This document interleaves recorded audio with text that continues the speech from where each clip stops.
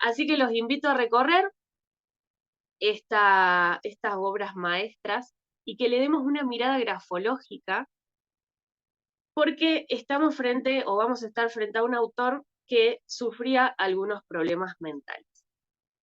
Así que bueno, le vamos a dar esa orientación en este taller súper lindo e interesante. Ya va a aparecer en pantalla el Power. Les pido que me cuenten cuando lo empiecen a ver en pantalla. Yo me fui.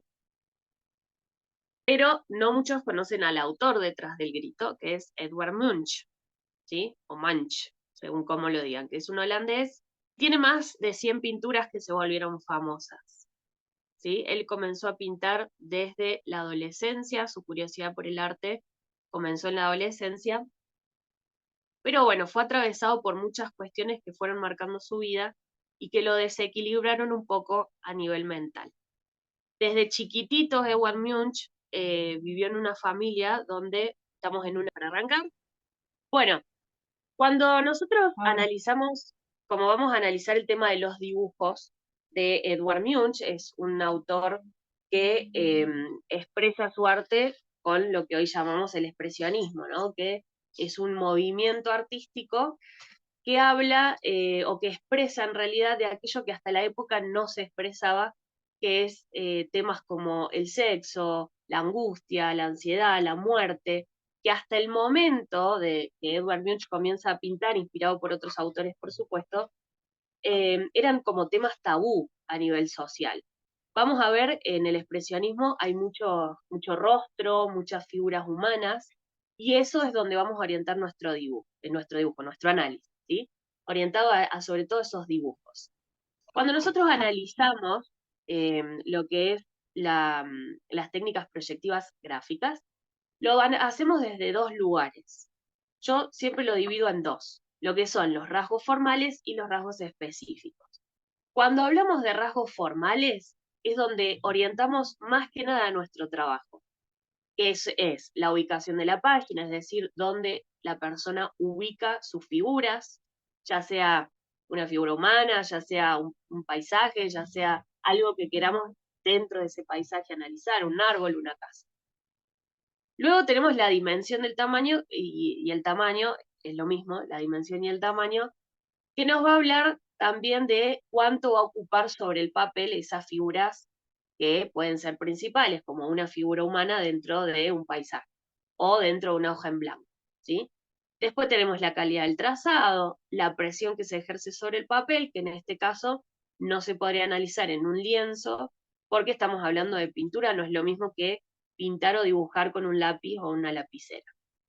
Y las particularidades que empiezan a aparecer, si esto más que nada también, cuando estamos hablando de lapicera o lápiz, hablamos de lo que pueden ser repasados, tachados, remarcados, puede haber lo que llamamos vista de rayos X o lo que son transparencias dentro del dibujo. Eso es lo que nosotros orientamos nuestro trabajo y es bastante de lo que vamos a ver ahora en las obras de Edvard Munch, ¿sí? Y los rasgos específicos son aquellos que son específicos de cada figura que analizamos. Si estamos analizando una figura humana, los específicos vendrían a ser la cabeza, la forma de la cara, los ojos, la boca, el cuerpo, la forma de las manos. Más que nada, orientamos también dentro de los rasgos formales los específicos, porque analizamos, por ejemplo, qué tanto tamaño tiene esa cabeza para ese cuerpo, o en qué forma hizo el trazado de los dedos, de las manos, de los pies, ¿sí? Si hay desproporciones o está acorde a ese cuerpo, esos brazos, esa cabeza. Entonces, los rasgos específicos son específicos de cada figura. Si estamos analizando un árbol, analizamos la copa, analizamos el tronco, las raíces, más que nada en lo que es la dimensión, la calidad del trazado, ¿sí? No perder de vista que lo estamos analizando de una forma grafológica. Incorrecto sería que yo dentro de esos dibujos comience a hacer preguntas, ¿no? Bueno, ¿y la figura humana cómo se siente? ¿Y la figura humana qué estaba haciendo? ¿Y alrededor quiénes son? Ese tipo de preguntas que son mucho más subjetivas, las dejamos para un psicólogo o para un una persona que tenga más preparación en esa área. ¿Sí? Nosotros nos orientamos a lo gráfico, a lo que es el análisis gráfico. Ah, cierto que estoy acá. Bueno, Edward Munch, que es este personaje que nació en el año 1863, ubiquémonos en ese tiempo, y murió en el año 1944 de un resfriado. Así que miren por todo lo que pasó. Yo les hice acá cierto que estoy acá, una línea de tiempo como para que también nos ubiquemos un poquito dónde estamos, ¿no? Él nace en una época, en 1863, donde hacía poco tiempo relativamente se había popularizado la fotografía. Había aparecido por primera vez la fotografía en blanco y negro. Hasta ese entonces el arte era mucho paisaje, mucho retratar situaciones de paisaje porque no existía la fotografía. Pero con el avance y esto de que se empieza a popularizar, los artistas empiezan a buscar otro tipo de expresión a través de sus cuadros, de sus impresiones. Entonces, ¿qué empieza a pasar? Que ya deja de, como era hasta entonces, ser como políticamente correcto la forma de pintar, y empiezan a darse como más libertad en el trazado. Entonces empiezan a aparecer, como son propios de las pinturas de Munch, estos trazados más irregulares, mezclando más colores, quizás a veces hasta cuadros sin mucho sentido aparente, donde se empieza a reflejar figuras humanas un poco más desproporcionadas, donde expresan lo que el autor siente internamente, ¿no? Entonces ya se escapan de aquello que hasta la época era lo correcto hacer. Después, como eventos importantes, en 1880 se conocen las primeras pinturas de Munch, donde empieza este descubrimiento de qué es lo que quería hacer dentro del arte. En 1893 pinta el grito y se populariza el grito, que en el momento incluso lo bajaron eh, de varias, ¿cómo se llama cuando? Bueno, exposiciones, y los doctores en el momento decían que las embarazadas no tenían que ir a verlo porque este cuadro producía abortos espontáneos. Así que fue una pintura sumamente criticada para la época, que toma valor mucho tiempo después. En el momento no se valorizó las obras de Munch. Después tenemos en 1912, es la explosión del expresionismo. ¿Sí? El expresionismo, les decía, para los que fueron entrando después, el expresionismo justamente habla de esa expresión interna de las cosas que no se hablaban hasta el momento. Mucho sexo, figuras desnudas, eh, hablan de la muerte, hablan del amor, hablan de la angustia, cosas que eran bastante fuertes para algunos, para la época.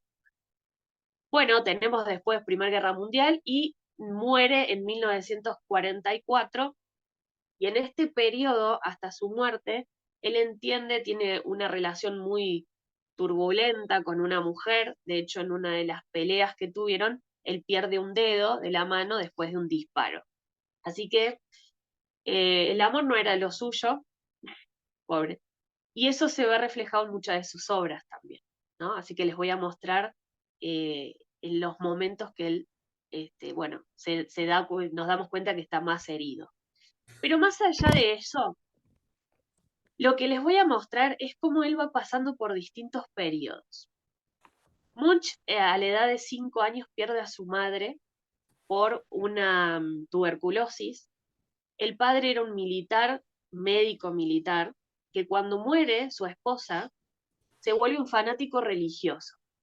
Y la forma de crianza de Munch y sus hermanos fue demasiado estricta para la época, ¿no? Bueno, en la época era más común que ahora. Era muy estricta, y encima vivían en una época donde se creía que la tuberculosis era heredada de los padres. Entonces Munch siempre cuenta que él vivió atravesado por el miedo, que en cualquier momento le podía dar tuberculosis a él, a sus hermanos o a su padre, y además entendía que había heredado, dicho por palabras de él, ¿no? Había heredado lo peor de sus padres, el gen de la tuberculosis y el gen de la locura. Él entendía que en su familia había muchos problemas psiquiátricos. personas con bipolaridad, depresión, alcoholismo, incluso se llegó a hablar de hasta una esquizofrenia en una de sus hermanas, y a la edad de 14 años uno de sus peores miedos se vuelve realidad cuando su hermana, Sophie, que era su hermana preferida, muere de tuberculosis. Él también deja muchos diarios y correspondencias en la época que, bueno, más adelante van a entender por qué es importante que se los mencione, porque hay una notita ahí media escondida en uno de sus cuadros, y él cuenta en esas cartas que entendiendo que él tenía problemas psiquiátricos, él dijo que no hubiera sido el mismo si no los hubiera tenido, y que su enfermedad mental era como el timón de su barco, si no hubiera estado a la deriva. Así que miren cómo él, a través del arte, puede expresar todo aquello y darle un sentido a toda esa angustia interior, ese lado oscuro que tenía Munch en su interior. Por eso, cuando entendemos esta historia y empezamos a ver sus cuadros, lo empezamos a entender desde otro lugar. Mi curiosidad por Munch vino cuando eh, no podía creer que una pintura tan insulsa como El Grito fuera tan famosa. Digo, ¿qué es lo que la vuelve tan increíble para todo el mundo? Porque yo la veía y decía, esto no entiendo el arte, ¿no? Realmente el arte es muy subjetivo. Hasta que empecé a entender la historia de Munch y qué es lo que él expresaba a través del grito. Y hoy me parece una pintura fantástica, me parece realmente increíble cuando la empezamos a ver con otra mirada, ¿no? Una mirada mucho más humana, digo yo. Bueno, como les cuento, en 1893 él pinta este cuadro que misteriosamente se volvió muy famosa y es uno de los cuadros más famosos de la historia junto con la Mona Lisa. Esto es muy el expresionismo, ¿sí? Este tipo de pinceladas, este tipo de colores, este tipo de movimiento que genera la pintura es propia del expresionismo.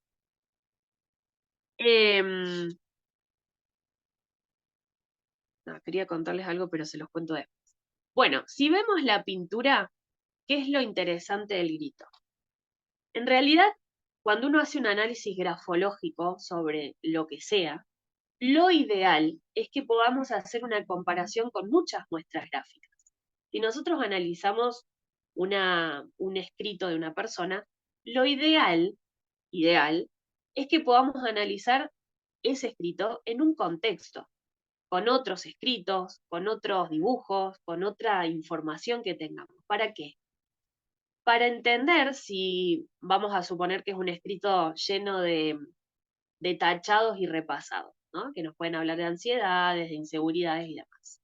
Bueno, lo ideal es entender si esa persona es algo habitual que hace o es algo que salió en el momento. Por ejemplo, tenía un ataque de ansiedad y ese momento, lo que estaba escribiendo, la situación por la que estaba atravesando, le generaba tanto movimiento interno.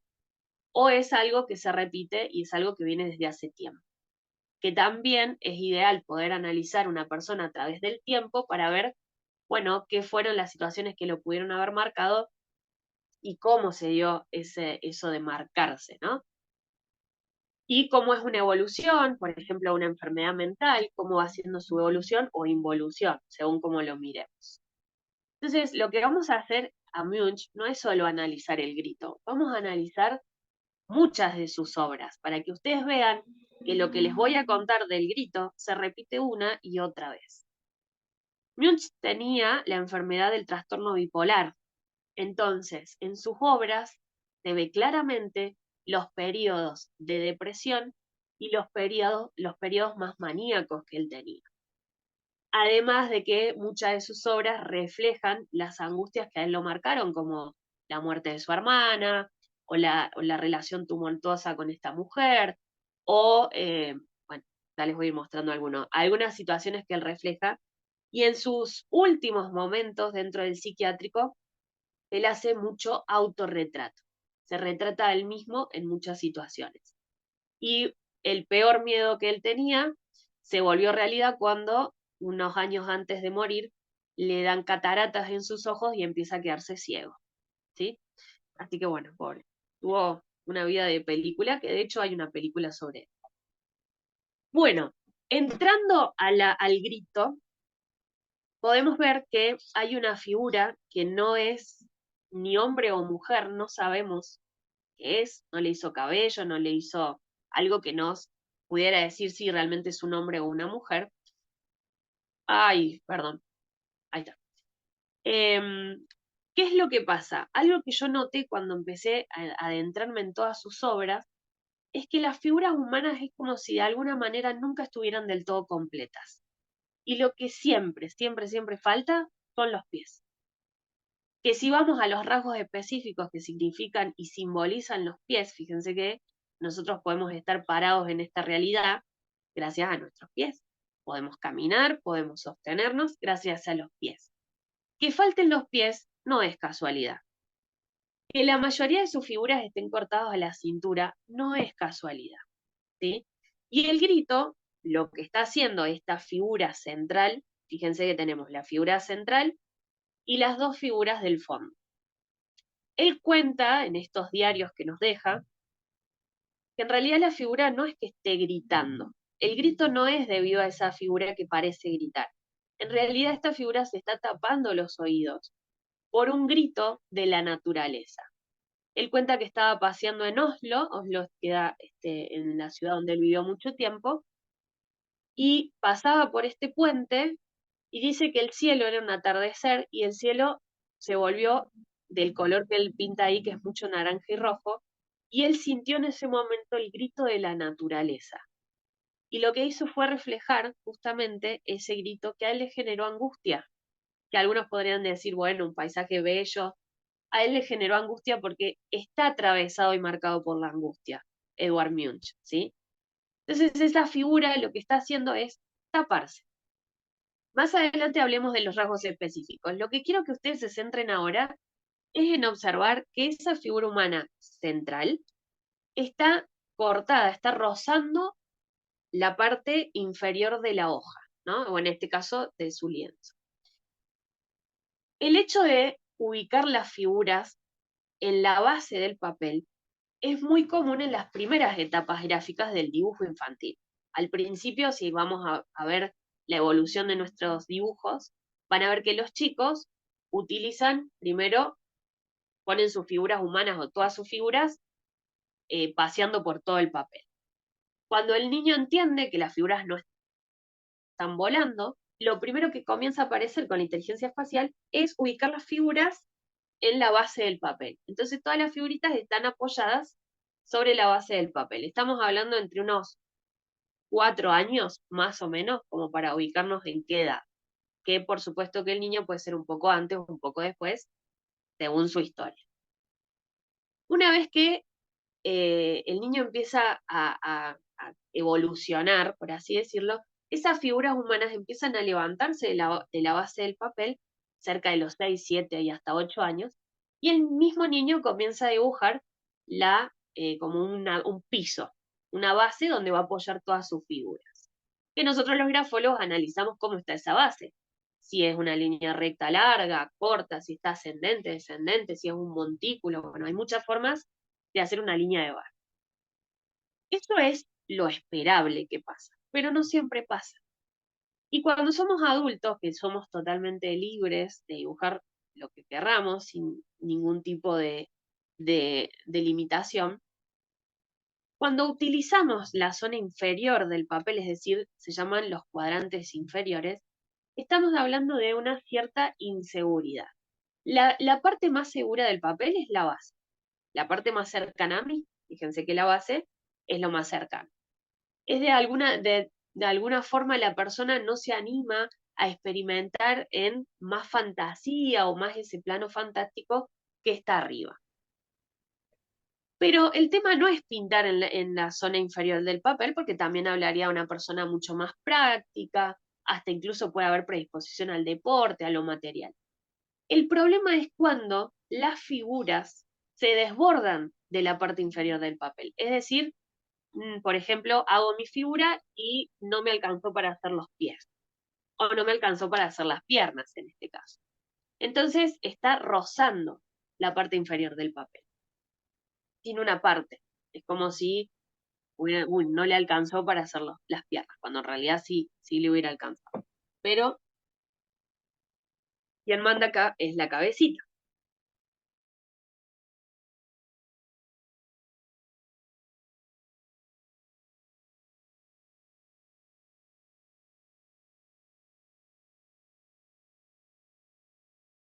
Estás muteada, Magalí. Habitual El en Munch micrófono. utilizar estos cuadrantes, los cuadrantes de la izquierda y los cuadrantes inferiores. Miren ahí, tenemos dos figuras, el de atrás es él, es un autorretrato, y una figura de una mujer que está más adelante. Otra vez, ahí yo les hice las líneas de separación, porque nosotros cuando analizamos la ubicación en la página, podemos hacer la separación de los 4 cuadrantes, más la zona central sería un quinto, o podemos separar en 9 cuadrantes. Es dos formas de entender el espacio gráfico. Bueno, la persona donde va ubicando sus figuras nos va hablando un poco de cómo también se centra en el espacio, en su espacio real, ¿no? ¿Dónde me ubico yo?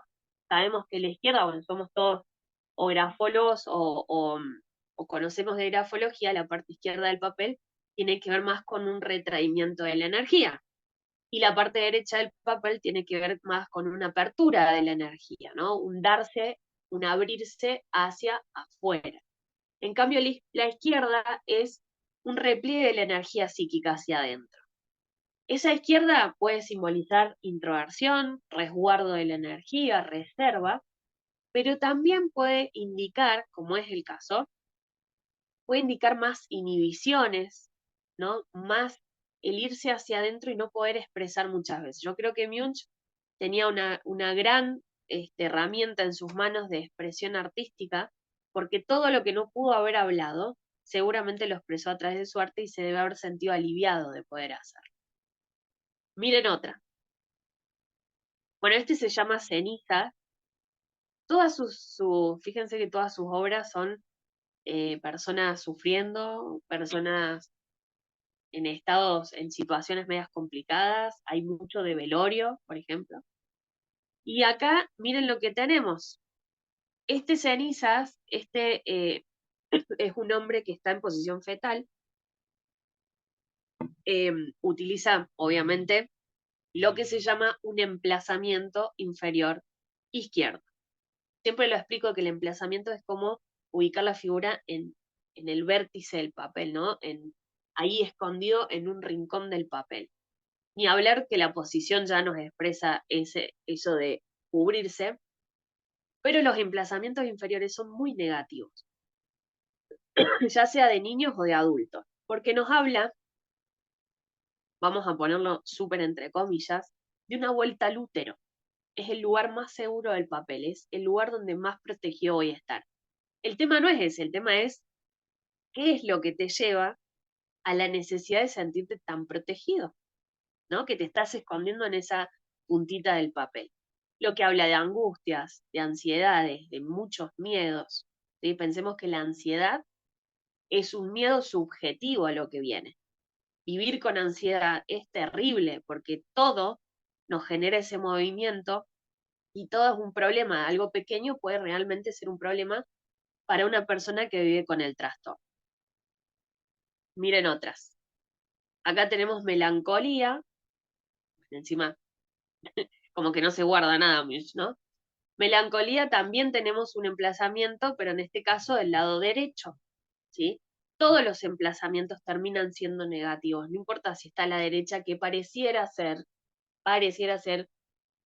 una zona gráfica mucho más positiva. Sí, va a ser positiva en un contexto positivo. Rozando el borde derecho del papel tampoco es positivo que diga, ¿sí? Entonces siempre el grafo es, sobre todo para los que están arrancando en esto, es una mirada integradora, nunca separada. Nunca puedo analizar un signo si no veo el contexto en el que está ese signo, porque puede ser positivo o puede ser negativo, siempre, ¿sí? O sea que, miren la vid roja, tu figura otra vez, no sé si notaron lo voy a volver a recalcar, que todas sus figuras no tienen piernas, ¿lo ven? Porque es un dato súper importante. Las piernas simbolizan el contacto con la realidad, la estabilidad que nos genera el estar parados con un sostén, ¿sí? Acá tenemos otra vez la utilización de la zona izquierda predominante, inferior izquierda, ¿sí? Y acá tenemos otras, estas son una de las últimas obras que hace Munch, de las que quedaron. Recuerden que los nazis destruyeron muchas de sus obras. Y tenemos la mujer, otra vez del lado izquierdo, y un autorretrato de él, ya en las épocas donde se estaba quedando ciego, que fíjense que a pesar de que les hace polleras, nunca existen los pies. En casi ninguna de sus obras, creo que en una sola obra, que es una fiesta, que es el momento en que estaba mejor con su pareja, hay una figura donde aparecen los pies y todas las demás nunca se le ven los pies. Y busqué, como para ver si era algo común del expresionismo, el hecho de no dibujar o dibujar hasta cierto, hay que comparar con otras obras de autores, y no, encontré un montón que sí lo tenía. Así que es algo como muy propio de Munch y no es casualidad, por supuesto, cuando entendemos la historia, cuando entendemos que él tenía un problema, nunca sintió la estabilidad que él necesitaba sentir. Por eso nunca aparecen sus pies. ¿Mm? Acá tenemos el cuadro que literalmente se llama Ansiedad, no se escondía nada. Otra vez vemos, él replicó del grito, lo hizo 7 veces más en distintos colores y después utilizó el mismo paisaje del grito para hacer otro tipo de obras, donde aparecen figuras humanas solas o, como en este caso, el de la izquierda, vemos que aparecen varias personas. Siempre con la misma forma de solo el torso o hasta el torso, ¿no? Que no aparecen las piernas ni los pies. Y después tenemos, bueno, otro cuadro. ¿Ven? Lo que les quiero mostrar es la utilización del espacio siempre o casi siempre, no, no vamos a decir siempre, el mismo. O sea que algo nos está diciendo de él. No es que en el momento expresó algo y bueno, lo ubicó en esa zona. Es algo que se repite una y otra vez. ¿Sí? Entonces ya es algo propio de Munch. Yo creo que tengo la teoría es mía, de que en los momentos de más depresión es cuando más solo se pinta, ¿no? Y en los momentos más maníacos, pensemos que la bipolaridad juega entre esas dos puntas, ¿no? No es que un día se levantan bien y están bárbaros y al otro día se levantan depresivos, no. Son periodos de tiempo de depresión, de manía, pueden ser algo, o hipomanía, algunos pueden ser más cortos, otros pueden ser durar meses o años, esos episodios.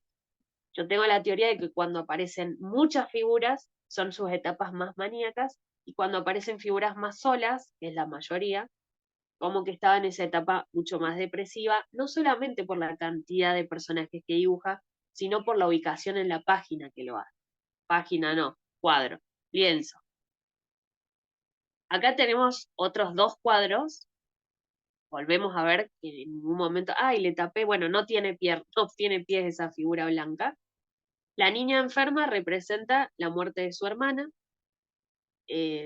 Sophie, y desapego es ese momento donde, ahí no se ve muy bien, pues está medio pixelado, pero él tiene sangre en el corazón, ¿no? En la mano, fue el momento en que él pierde el dedo en esta riña con su mujer, no, no se llegaron a casar con su novia, en una pelea ella mete un disparo y le dan su dedo. Así que fue el momento del desapego donde ambos entendieron que la relación ya no daba para más, ¿no? Y él cuenta que ese encuentro, ese último encuentro donde sucede el disparo, fue un poco de chantaje por parte de ella porque ella lo amenazaba con suicidarse si no se veían por última vez.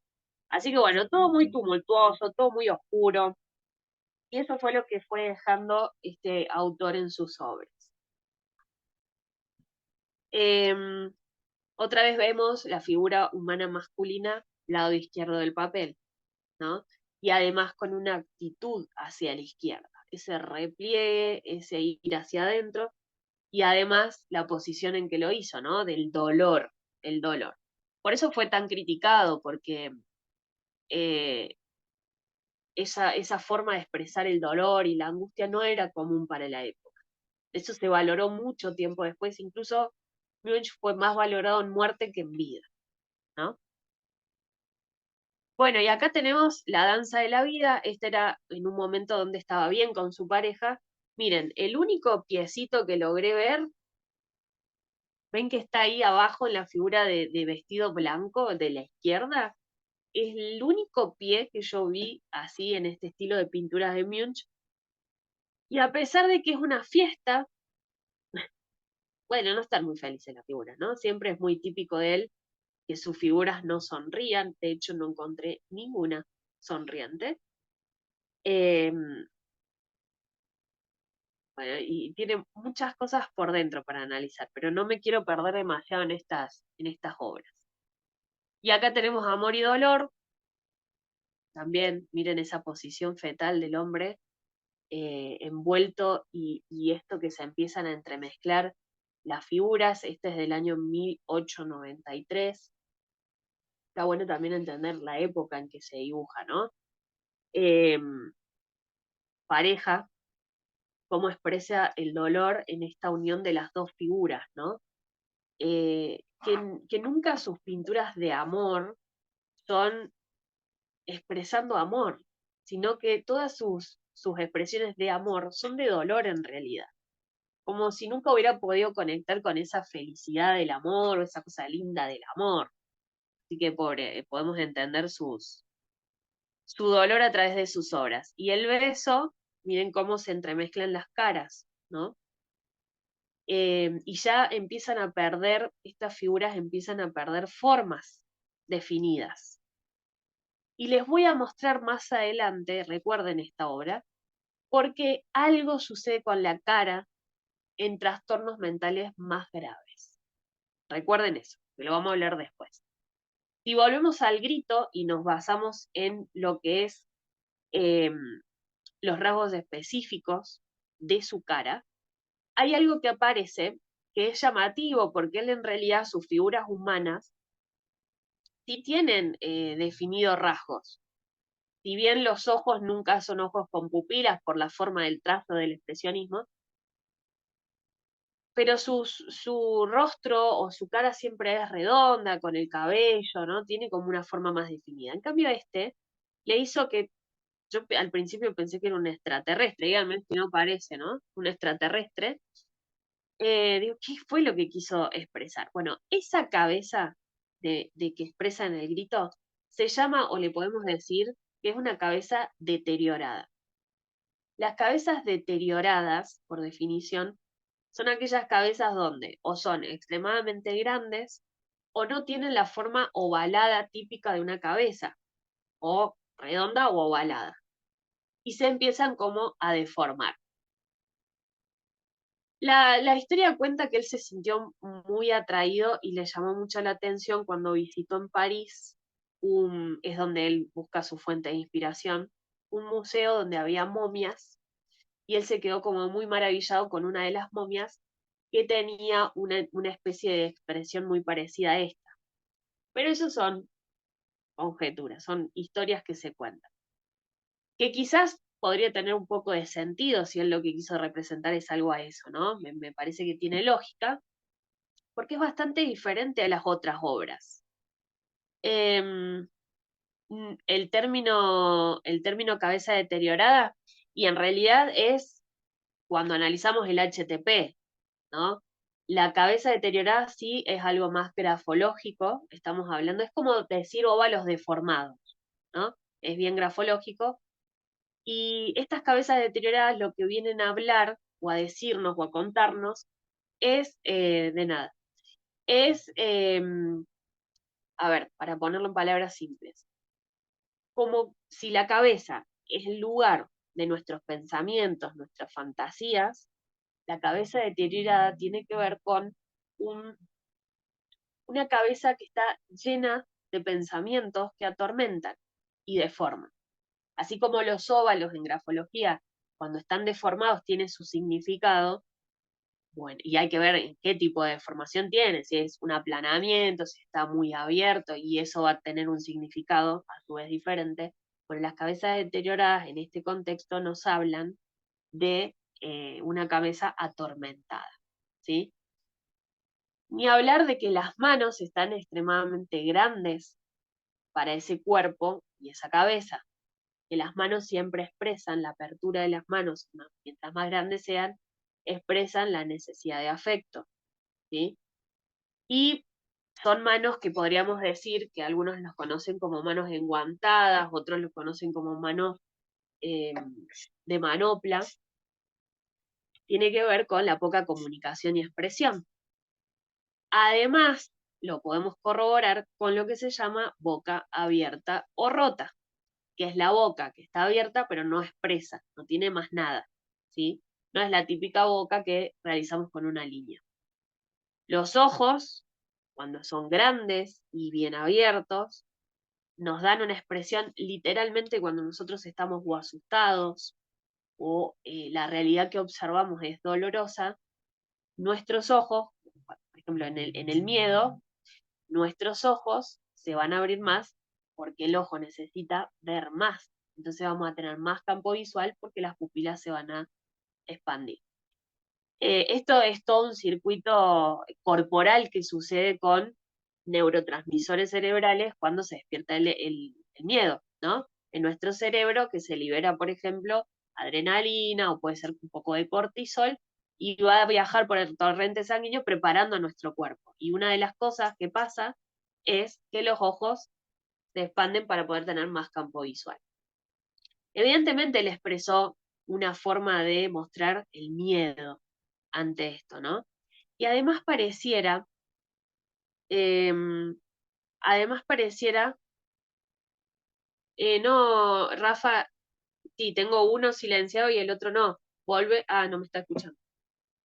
Si alguien le puede escribir, por favor, ahí a Rafaela que acaba de escribir, que trate de salir y volver a entrar si no me escucha.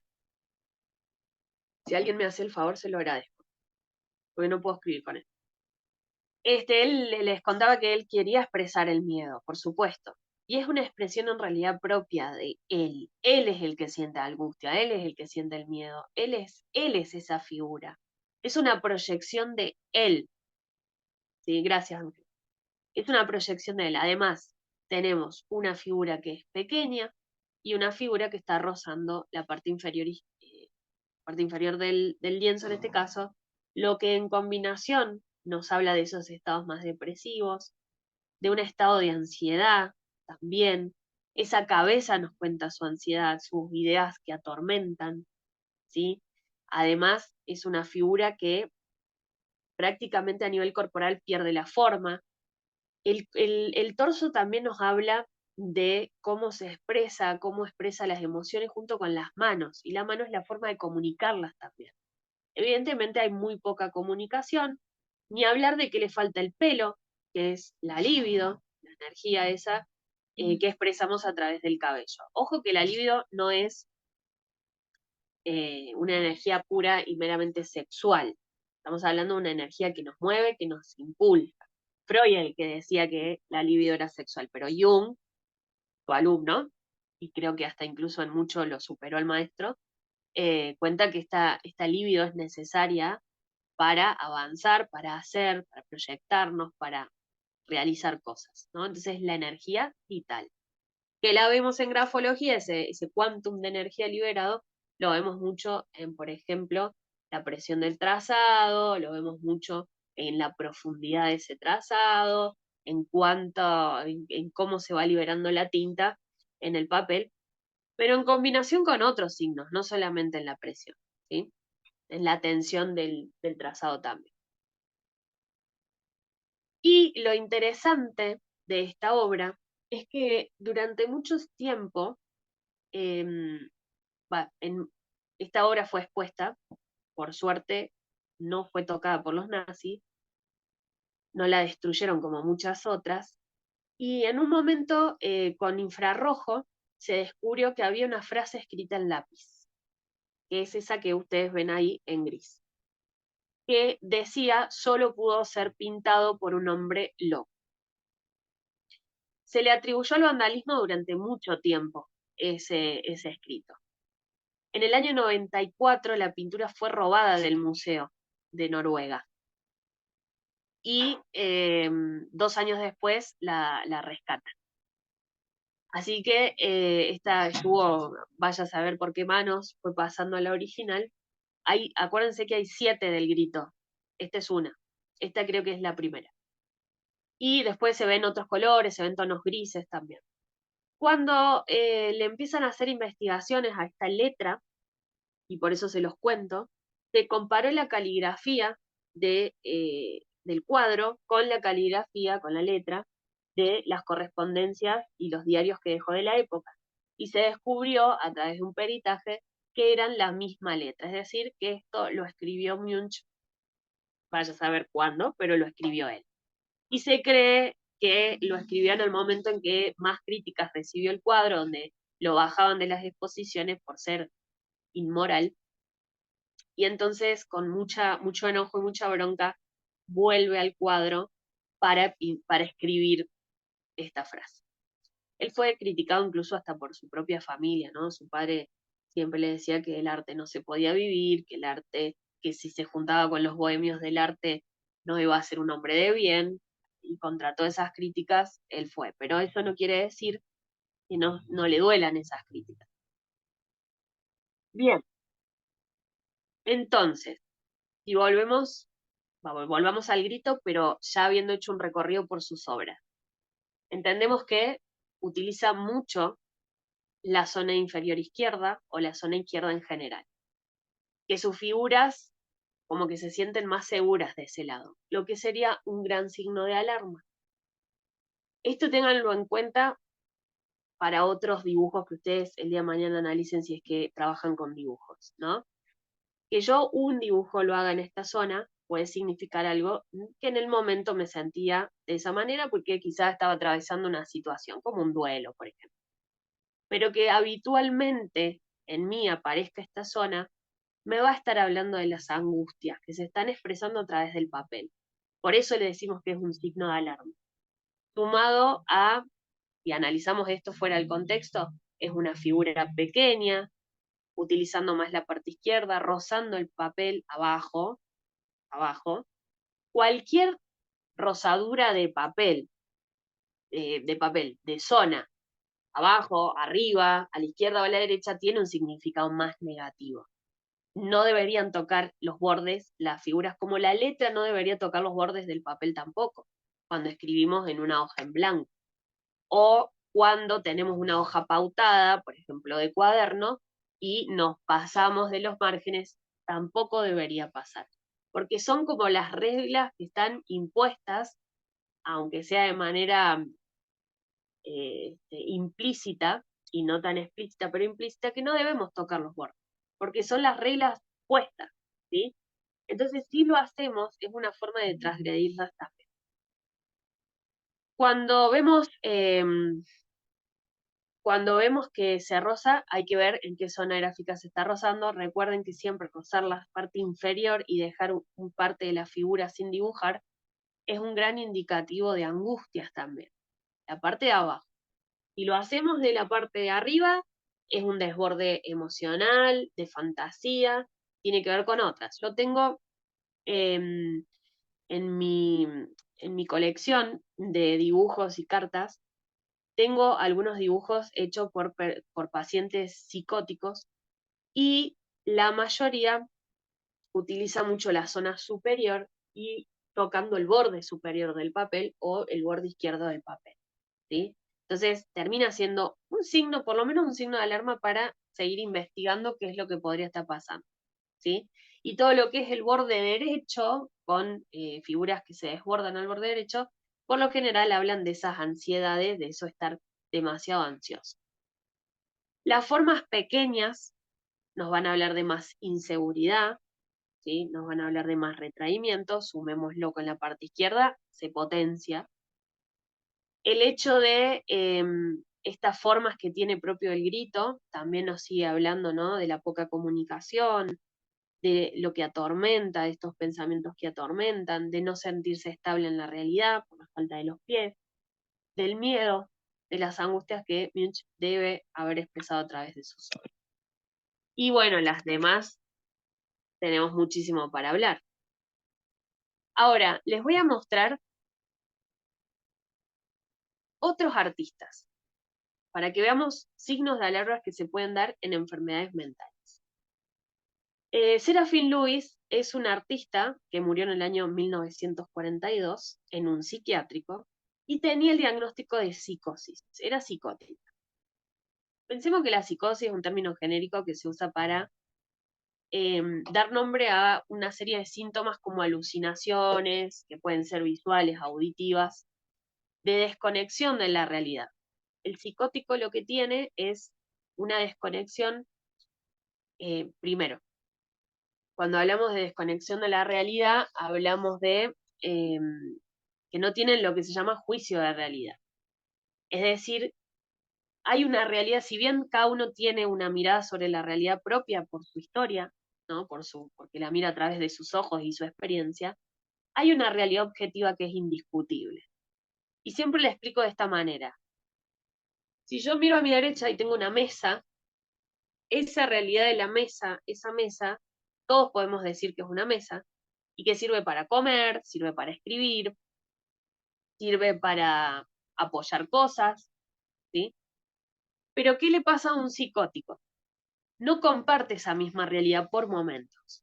Entonces, en vez de ver una mesa, ve una nave espacial, ideal para subirse arriba y salir volando para la luna. No es tan así, pero como para darles un contexto.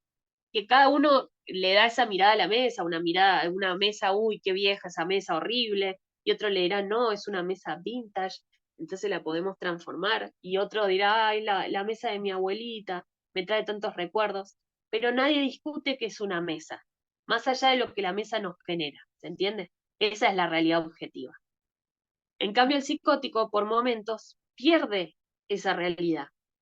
Entonces se desconecta y deja de ver lo objetivo para ver algo de su fantasía, que es reemplazado.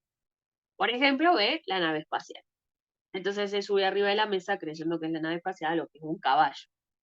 Esto sería un brote, ¿no?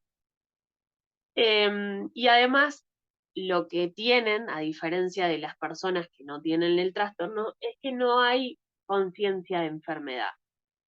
Un psicótico que está alucinando con que la Virgen María le está hablando, no se cuestiona, aunque pueda llegar a tener un poco de conciencia de que está teniendo un brote psicótico, no se, en realidad lo está escuchando, para él es real, para él la Virgen María le está hablando, para ella, ¿no? Entonces ella no lo cuestiona o él no lo cuestiona. Entonces hay algo que se llama conciencia de enfermedad, que es lo que no tiene, como para entrar en contexto que es la psicosis, ¿sí?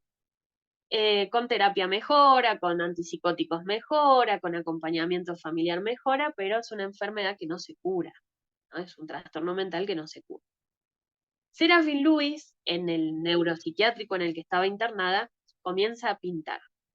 Y algo que he notado una y otra vez de los pacientes psiquiátricos con psicosis o con esquizofrenia, es que son o ponen excesivos detalles, pero excesivos detalles.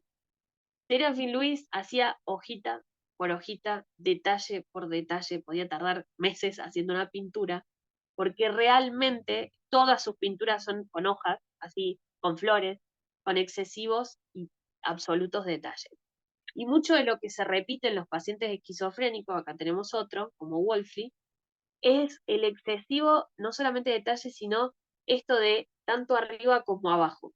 Lo mismo que está arriba tiene que aparecer abajo, como esa secuencia más obsesiva de realizar este tipo de trazos. Si ustedes ven de cerca las pinturas de Adolf Wolfley, son increíbles. O sea, los excesivos detalles y cositas y liñitas que se repiten, es impresionante. Este también fue un autista que estuvo hospitalizado. Y este creo que es el más increíble de todos. Joseph Forrest, en el año más o menos, se cree que entre 1914 y 1916, solo hizo 3 pinturas. Era un paciente psiquiátrico, también diagnosticado con esquizofrenia, y creo que no hay nada que lo exprese mejor que estas pinturas. En el de la derecha, él expresa, es como un hombre que está volando y él expresa la desconexión de su realidad con eso, dicho por él, ¿sí? Toman conciencia de eso cuando hacen terapia, por supuesto. Entonces está como en unos zancos, alejado de lo que es el piso simboliza la realidad, el piso de esta realidad objetiva, está muy lejos, ¿sí? Está volando por el espacio, de hecho, si analizamos las zonas gráficas, podemos ver que utiliza los cuadrantes superiores. Si utilizar cuadrantes o los cuadrantes superiores es positivo cuando hay un ambiente positivo porque nos habla de, bueno, una persona creativa que puede utilizar la fantasía para crear, intelectualidad, pensamiento, ¿no? Todo lo que está en la cabeza arriba. Bueno, ya todos conocemos la zona. Y abajo es más practicidad, más conexión con realidad y demás. Él utiliza, son 3 obras, les decía, la otra también tiene utilización de zona superior, solo que no la puedo encontrar en buena calidad, y cómo él mismo se hace volando, entendiendo que está fuera de la realidad. Y en la figura de abajo, en la pintura de abajo, no sé si pueden observar, a ver si se los puedo, porque estoy compartiendo. No sé si observan que abajo de todo, en el centro del papel, rozando el borde, hay una figura humana muy pequeñita. Por supuesto que es tremendamente pequeña. Y hace un par de años, antes de pandemia, yo empecé una investigación sobre, porque me di cuenta, no, perdón, fue durante la pandemia, el primer año de pandemia, me daba cuenta que los niños empezaron a dibujar muchos arcoíris. Si bien es algo que dibujan más los niños, lo noté mucho más, por supuesto aprovechando la situación de pandemia y el tiempo libre. em, Empecé a pedir, ¿no? A mis maestras amigas, a mis amigas con hijos y demás, que hicieran dibujar libre a los chicos, y muchos, pero muchos empezaron a dibujar arcoíris, cosa que no era tan habitual antes en ellos. La verdad que no pude encontrar en los libros, por lo menos los que yo tengo, y ustedes me dirán si en algún momento leyeron algo de los arcoíris, no pude encontrar mucha información sobre esto, de hecho no encontré nada. Y empecé a buscar, bueno, digo, a ver, arcoíris, arco, para empezar, más allá de los colores que después le pueden poner. El arco es una forma de arco que conocemos en grafología el arco, que lo vemos en los coligamentos, lo vemos en los tipo en arco, lo vemos en todo lo que se vuelve arqueado, como una forma de protección, ¿verdad? Entonces empecé a buscar en los dibujos de estos niños otros signos gráficos que me hablaran de protección o esta necesidad de ser protegido. Y encontré muchos en ellos. Por eso me atrevo a decir que el arco iris tiene que ver con la necesidad de ser protegido. El problema no es la necesidad de ser protegido. El problema es de qué o qué te estás sintiendo, por qué te estás sintiendo amenazado, que necesitas una protección extra, ¿no? Evidentemente la situación en la que lo estaba analizando era de pura amenaza, porque encima los chicos, pandemia, todos estábamos como locos los primeros meses, de que no podíamos salir, de que desinfectábamos todo, de que no nos veíamos con nadie, estábamos en un estado de psicosis todo, ¿no? Que después eso fue mermando, pero las consecuencias las seguimos viendo aún hoy.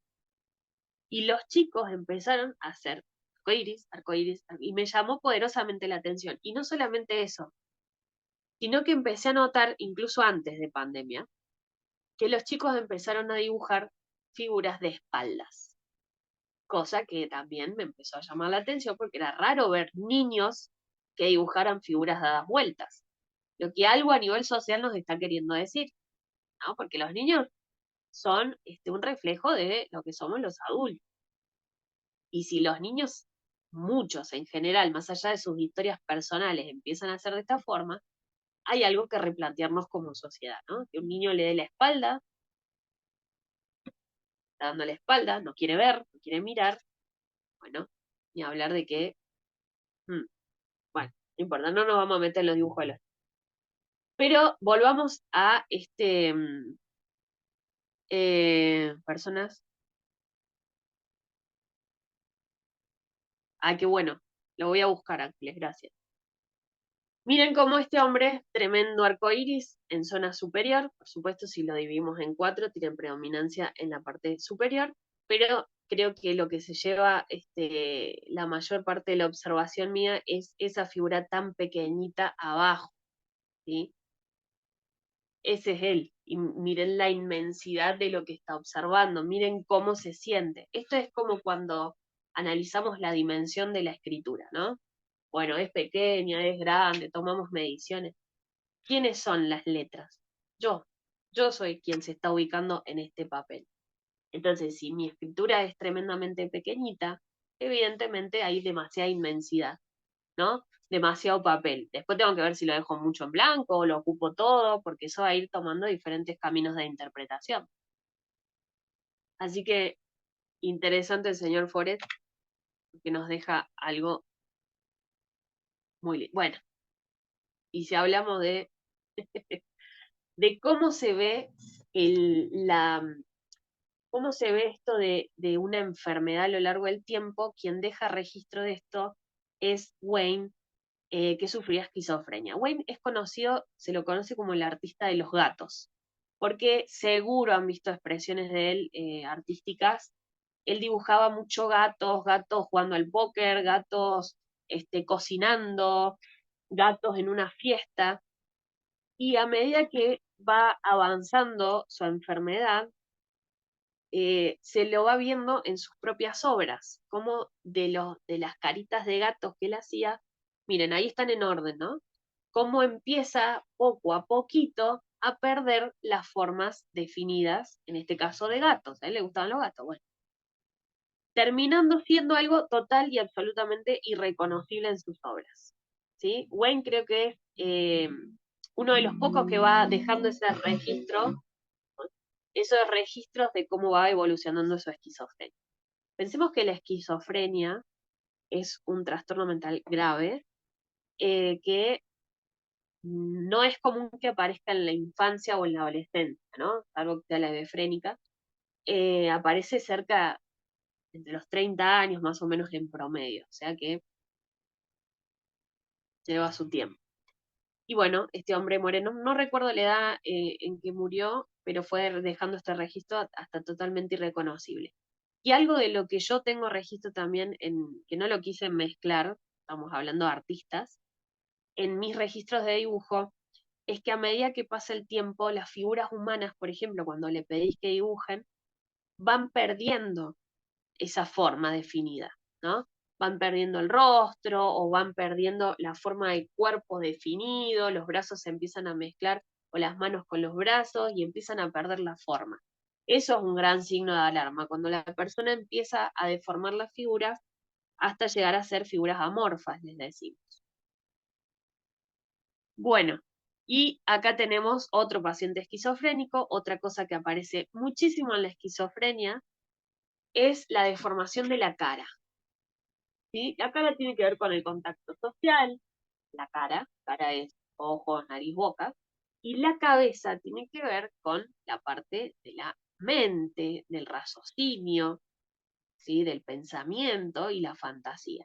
Todo lo que está en zona superior, en grafología. Y los pacientes esquizofrénicos es muy común ver que tienen deformaciones de rostro, caras vacías, algo en la cara siempre, siempre tienen. Hay un artista que incluso pinta los esquizofrénicos, pinta figuras humanas, pero a la hora de hacer la cabeza, les hace unos cuadrados como vacíos.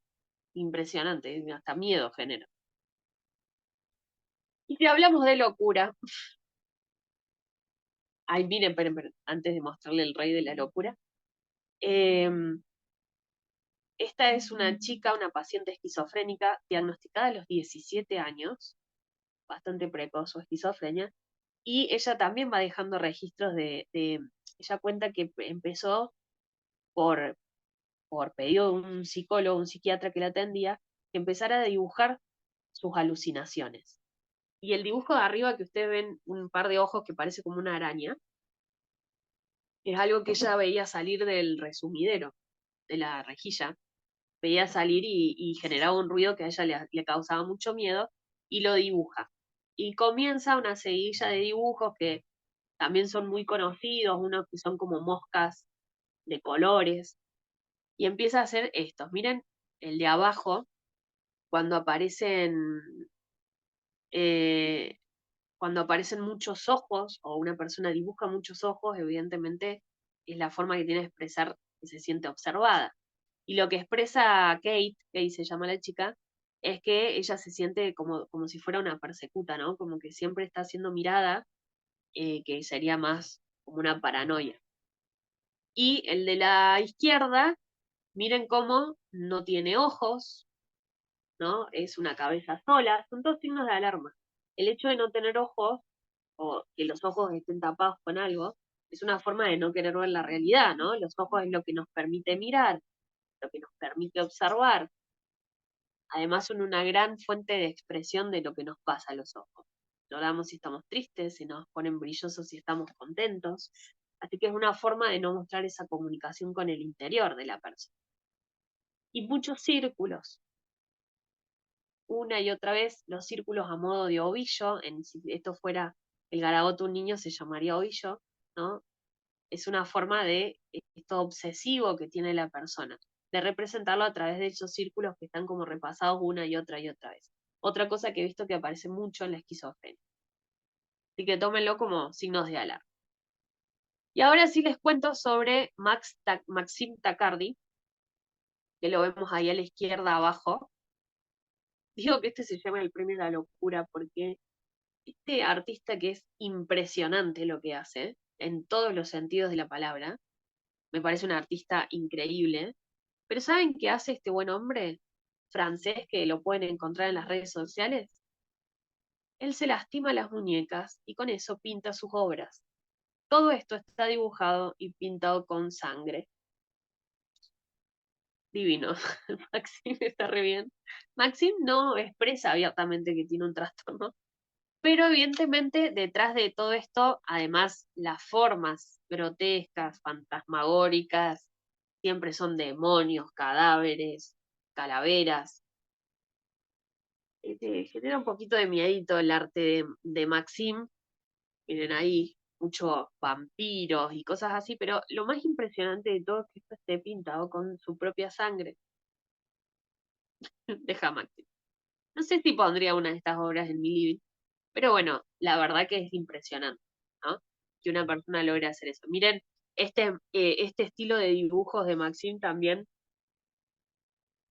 es muy conocido. Seguro han visto en internet a vueltas dibujos de él. Miren cómo está rozando el borde del papel. ¿No? Salen todos del borde derecho. Siempre rozar el borde derecho del papel tiene que ver con un desborde de la energía, que podríamos decir es un desborde de los impulsos, puede transformarse en agresividad no contenida o violencia. Acuérdense que la agresividad no es violencia, no es lo mismo. Es una energía de agresividad, la agresividad la tenemos todos, es más animal, nos permite reaccionar, nos permite hacer las cosas, es una energía que si está mal canalizada, se puede desbordar. Y ahí se traduce en comportamiento. Y que puede ser que yo me desborde a nivel emocional, que yo grite, que yo pegue golpes, o que le pegue a alguien, ¿sí? Ay, no entendí. Se podría decir que del borde derecho se dirige hacia el centro, claro, porque comienza de allá hacia el centro. De todas maneras, roza el borde. Se rompe las reglas de todo, de todas las reglas posibles. Em, yo no sé, ahí tendríamos que ver, Ángeles, si él comienza a dibujar del centro hacia afuera o de afuera hacia adentro. Porque es cierto que puede cambiar el significado. Por eso entender el contexto. Si la primera figura fue la central o las primeras figuras fueron las de la derecha. Claro. ¿Y por qué alguien dibujaría de allá para acá? También sería interesante el análisis, ¿no? Me quedé pensando. Y miren cómo todas sus figuras, otra cosa que pasa, me hace acordar a Munch, no tienen la parte inferior abajo, ¿no? Como que todas están cortadas a la cintura, rozando la parte inferior del papel. Wow. Bueno, ¿alguna pregunta hasta acá? ¿Algo que quieran decir, preguntar, contar? Ahora, no, no se queden todos callados. ¿Qué les pareció hasta acá? ¿Algún aporte? ¿Algún artista que les haya llamado la atención también? ¿Por qué no? Fascinante, profe, siempre escucharla. Es lindo. Qué lindo, Mariana. Sí, yo creo que Eh, veníamos bien hasta el último, me parece, que para mí fue muy impactante. O sea, primero de saber que él pintaba a través bueno, después de emitir esto de cortarse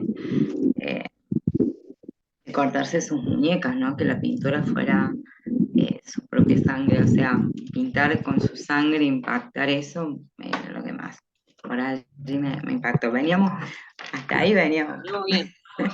Veníamos bien, veníamos dentro para mí del grafo. Esto ya me superó. Pero bueno, Esto lo sí, es dejé para el arte. último. Claro. Sí, sí, está buenísimo, buenísimo de todas maneras, todos los aportes, como siempre, ¿no? Y bárbaro. Pero bueno, gracias por todo esto.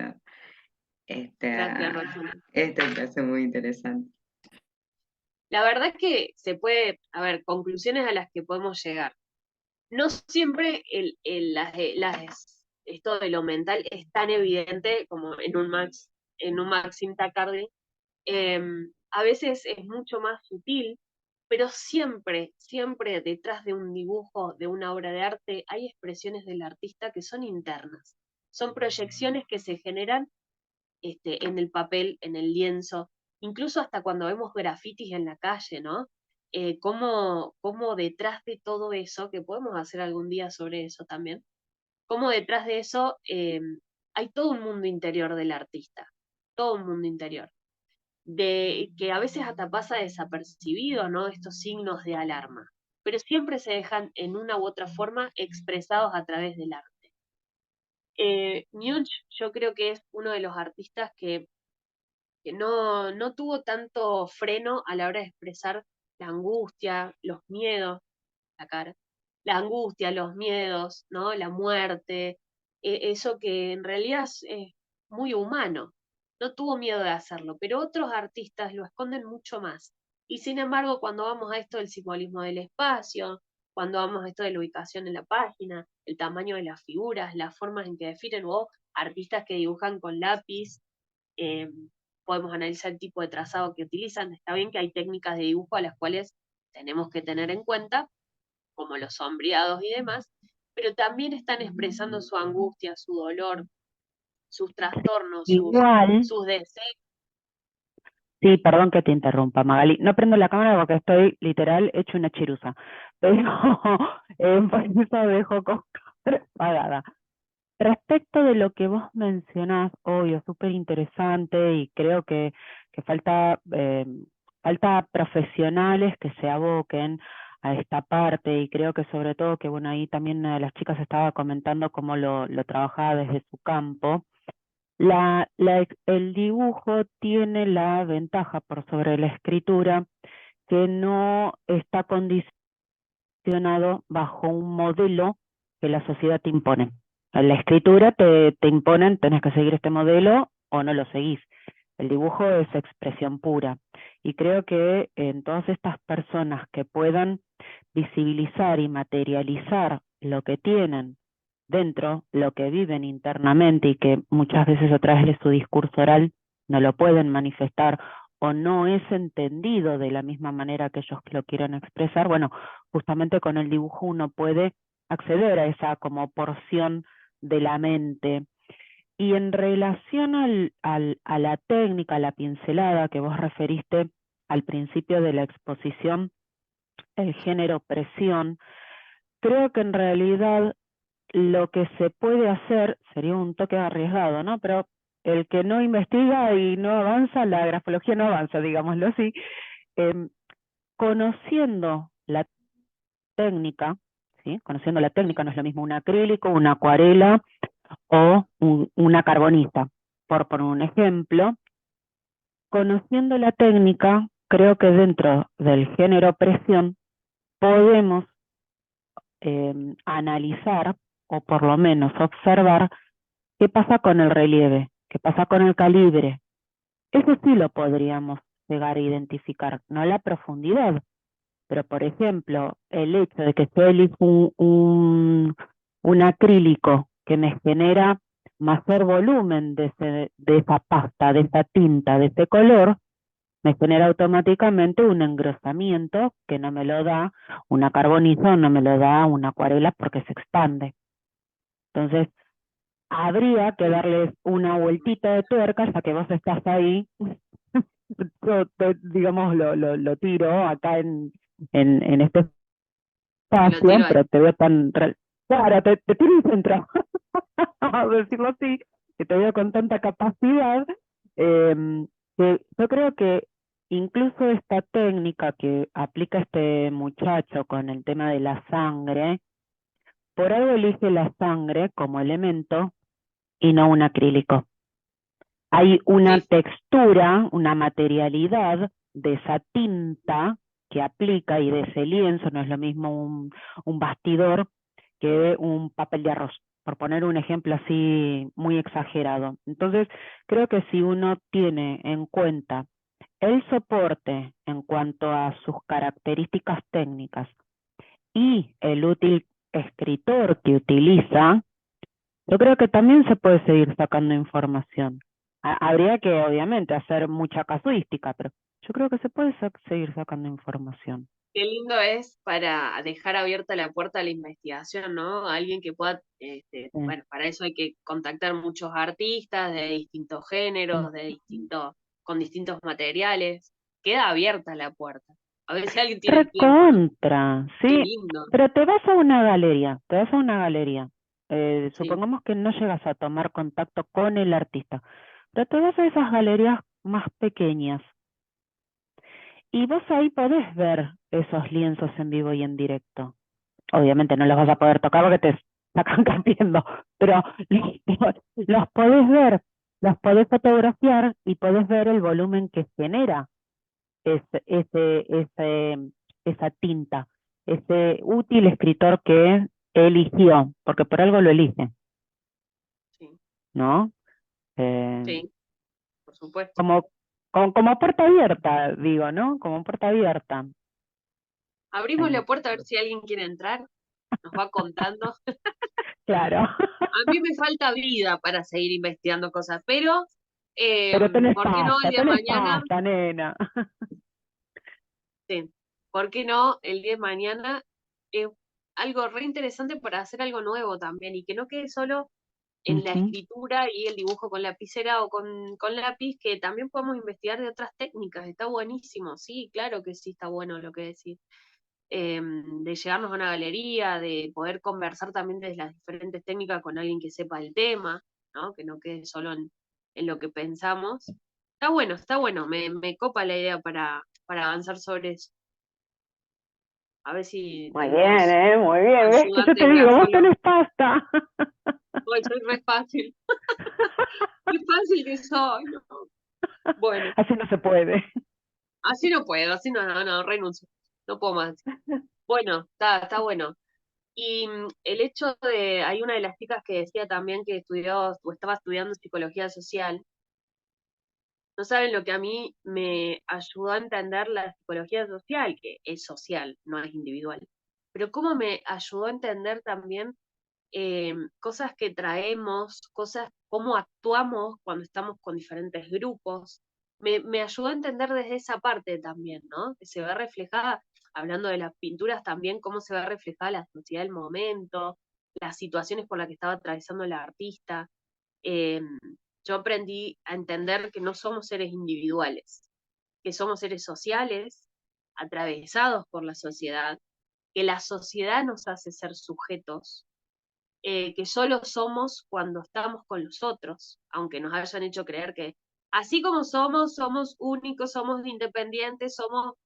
No, siempre desde el día uno, desde el nacer, ya necesitamos al otro, que no nos podemos despegar de los demás y que solo socialmente somos seres humanos. Así que eso me ayuda a entender la psicología social y también lo llevo a estos análisis que hago a nivel grafológico o a lo que quiero enseñar, ¿no? Y lo que se expresa a través, en este caso, del arte o de la escritura o del dibujo o de lo que fuera. Así que el dibujo es una gran vía de comunicación de nuestro interior, ni hablar de los niños, que a través, a veces ni siquiera hablan, pero ya están expresando a través de sus garabatos. Ay, sí, Mariela, ahí tenemos una psicopedagoga, así que ella también entiende sobre eso. Los colores que utilizamos, las formas en que utilizamos, el lugar donde utilizamos. El análisis del dibujo es complejo, lleva mucho tiempo, lleva mucha lectura, lleva mucha práctica, muchos ejemplos para poder entenderlo e interpretarlo. Y bueno, los invito a que si les interesa el mundo del dibujo, tenemos desde la grafología para analizarlo, nosotros tenemos preparado un curso de eso, tenemos preparado un curso sobre signos de alarma en dibujos de niños, o el curso completo que es sobre análisis de dibujos infantiles en sus diferentes etapas, desde el garabato a la adolescencia, donde, bueno, está todo diseñado para que el alumno vaya gestionando sus tiempos de cursada. Hice los 2 cursos, son excelentes. Ay, gracias, Mariela, qué bueno que te hayan gustado. Así que bueno, los invito, si son estudiantes de grafo, a seguir estudiando, a leer mucho. Al Instituto ISEC, a mí me encuentro como grafóloga Magali Gandulio, así que los espero y espero que nos podamos encontrar en una próxima charla, en un próximo encuentro, no sé, en algún curso o taller. Se vienen cosas muy lindas, así que espero que esto les haya gustado, que es una mirada diferente, en este caso en el arte. Tenemos un montón de cursos y talleres para lo que quieran, orientado a lo que quieran van a encontrar.